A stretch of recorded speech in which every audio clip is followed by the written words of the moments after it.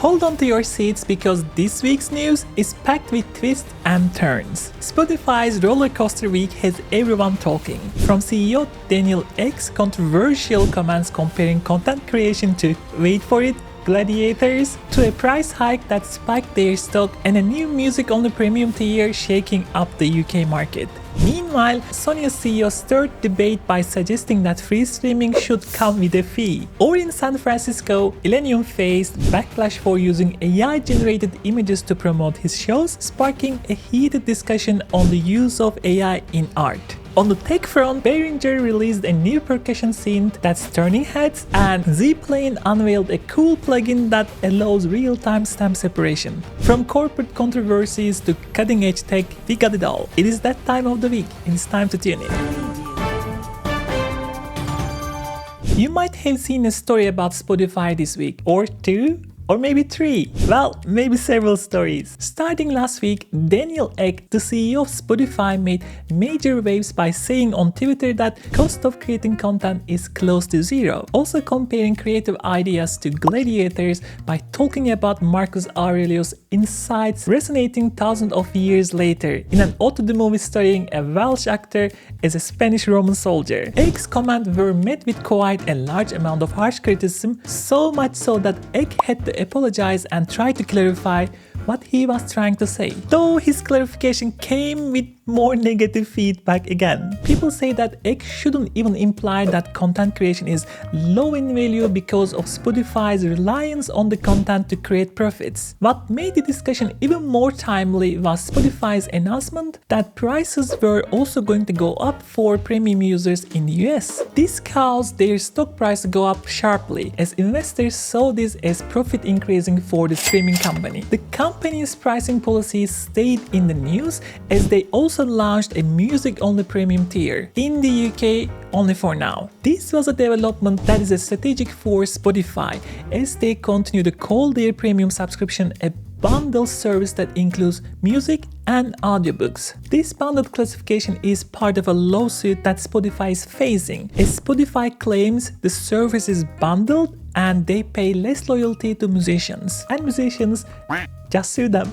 This week, the other side of the bundling controversy started to be talked about as audiobook readers also joined the controversy, because audiobook sales have fallen 42.3% since Spotify started the bundled services. A research study of listeners said that 56% of listeners don't feel that others are paid fairly for the services. By releasing a music-only tier in the UK and testing this service, Spotify seems to be acknowledging they may need to rethink their bundle strategy, at least for legal reasons. There is definitely more sorting out to do in terms of how to fairly compensate both musicians and writers for their time and effort that they invest in making their art. So, what do you think about all this controversy and Ek's apology? Let me know in the comments. Inflation has gotten so bad that it is now potentially impacting the definition of free. Rob Stinger, the CEO of Sony Music Entertainment, stated this week during their group meetings that free streaming services should start charging a fee. A reminder that free tiers are ad-supported, meaning that the services already pay for the service by reassigning the cost of service to companies advertising to the listening base. Free subscribers make up a bulk of music listeners on streaming services, as even on Spotify, 67% of listeners are in the ad-supported tier of listeners. The CEO's argument is that video services like Amazon Prime, Hulu, and Netflix have paid ad tiers and users pay for those services. The concern is that while those services do exist, the services were initially paid only, and the lower tiers were introduced to onboard new customers. By making a free service paid, the user base may not move to the new tier, and listeners may go back to finding music through less than legal means. So the Napster all over again. We are a small channel trying to make difference in music industry, and your support is all we got. If you're enjoying the video, please consider like and subscribe. It really means a ton. Illenium was trying to make a major announcement last week for his return to San Francisco in July, which features 2 weekends of shows. It was supposed to be an exciting time for the Grammy-nominated artist, but things went a little haywire after the announcement. Images that were originally used for the announcement, which have been removed now, were posted posted to Twitter, and some people noticed that details made them look like, you guessed it, AI-generated images. Twitter, of course, became a major discussion platform as many criticized the use of AI images, some even going so far as to say that the use of AI damages the brands and makes your brand cheap and weak. The discussion trended on Twitter for 3 days, and the artist even had to issue an apology blaming the problem on his management because they are, and I quote, stupid and have no taste. I mean, I kind of yell at my writers like all the time, but I do secretly. This is the next level of throwing people that work for you under the bus publicly. To my writers, look, I'm not that bad. The conversation around AI art usage is definitely heating up. So what's your take? Is using an AI image in an announcement something you're okay with? Or do you think they shouldn't be used by brands like Illenium at all? I'm seriously curious to hear. Let me know. Also, let us know how fast you would quit your job if your boss called you stupid and tasteless. This week's Behringer news is a lot less controversial than it has been recently. The company got back to standard operating procedure this week by releasing their latest clone synthesizer for sale. The SY1 is a percussion synth designed to be used either as a standalone device or in your Eurorack setup. The company used the Pearl Syncussion SY1 as their inspiration, and this time, because the company and synth haven't been in production for over 40 years, there were no updates to the function. The device features 6 oscillator modes with 2 oscillator voices. There are a limited number of controls for the oscillators with just tune, decay, and filter cutoff. Pitch sweeps are then controlled by 3 settings, and there are 2 LFOs that are assignable to each voice. The synth is available to purchase now for €199, although it won't ship for 8 to 10 weeks. Remixing a track used to be reserved for those that knew the original artist, and those could get the individual files and samples directly from them. STEM separation tools come along, and that changed the industry, as now you can take a layered sample and go online and extract what you need in a good enough copy to use. Z-Plane is taking things to another level. That's what they say. With their new plugin called Peel Stems, you can now separate stems in real time in a plugin, so you don't have to get out of your DAW. The company's previous plugins, Peel, a spectral isolator EQ plugin, Z-Plane was already working on different ways to isolate and edit parts of mixes. Peel Stems uses the same algorithmic spectral analysis to isolate drums, bass, vocals, and category of others from a source file and route them to individual channels for additional editing. The plugin is available for 25% introductory discount of €35 for limited time, or if you own the original Peel plugin, you can upgrade for just €10. Toybox Audio is best known for making modules for Native Instruments Reactor synth plugin. While the Reactor hasn't been updated in years and seems to have been forgotten by Native Instruments, Toybox has decided to make their own synth plugins instead. Their follow-up release to the free Thump 1 synth is a paid VST called Buzz Zone. The wavetable synth uses a unison effects that is specifically designed to create buzzy, harmonically rich timbres. A unique feature of the synth is a 9-point multi-segment envelope control that is visible as a layer on top of the waveform. The company claims to have used state-of-art DSP for anti-aliasing, allowing you to push the sound into extreme territories without the worry of digital artifacts. There is a vocoder mode,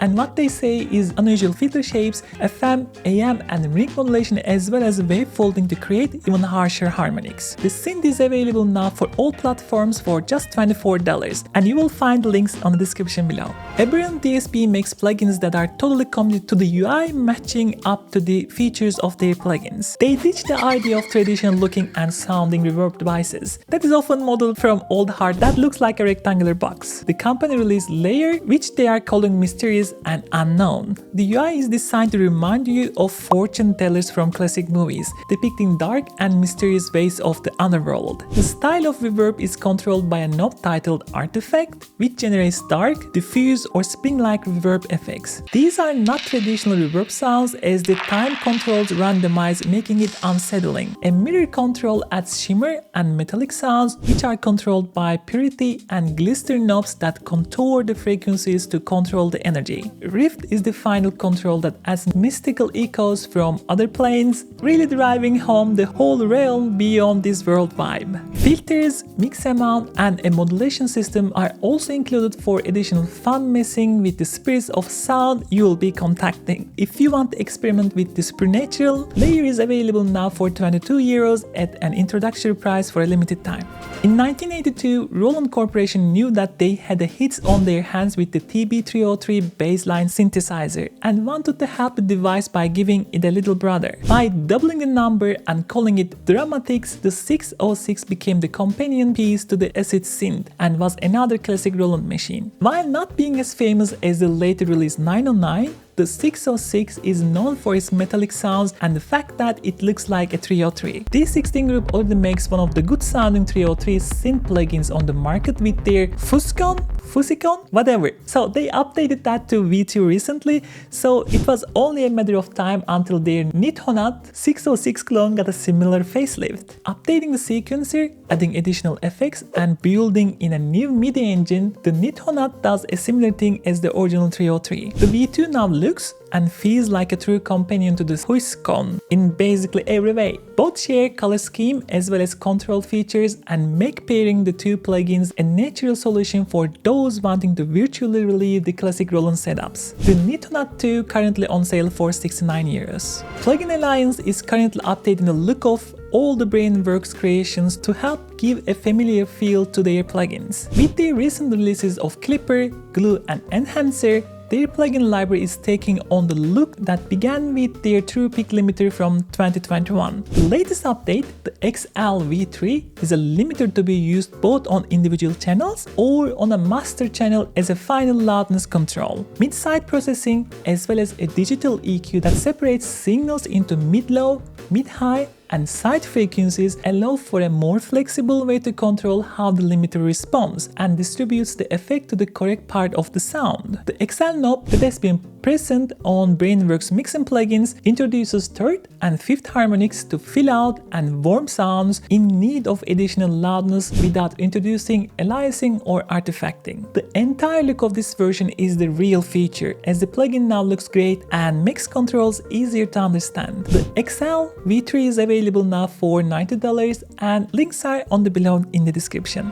Cercle is a France-based promotion company that started throwing parties and live broadcasting events on YouTube in 2016. Their videos and locations continue to evolve with thinking of totally unique places to throw events that worked exceptionally well as backgrounds in the videos. Their success skyrocketed during 2020 when people were forced to stay home and the videos of far-off locations with DJs playing became home entertainment for us all. Peaking with the band Behringer hot air balloon video that received 33 million views, the company continues to push the concept of what a DJ show is. Their latest venture, Odyssey, sounds like it is the next successful idea from the team. Described as a 36-degree immersive concert-style installation, the company wants to make the event sustainable and have come up with an innovative way to accomplish this. By using projectors instead of massive, heavy and power-hungry LED screens, the power requirements will be greatly reduced. The company will also source the materials locally instead of transporting all the screens to each location, which will reduce the emissions created by the travel and logistics. One more initiative is no phones policy that the company hopes to foster a shared sense of presence and connection. But fear not, video lovers, each attendee will get a folder of content filmed by the company at the end of the show so that they can upload and share it on their social media accounts. The company just announced 3 dates and locations and potentially more by the time this airs. The tour is set to begin in 2025 with Paris, Los Angeles,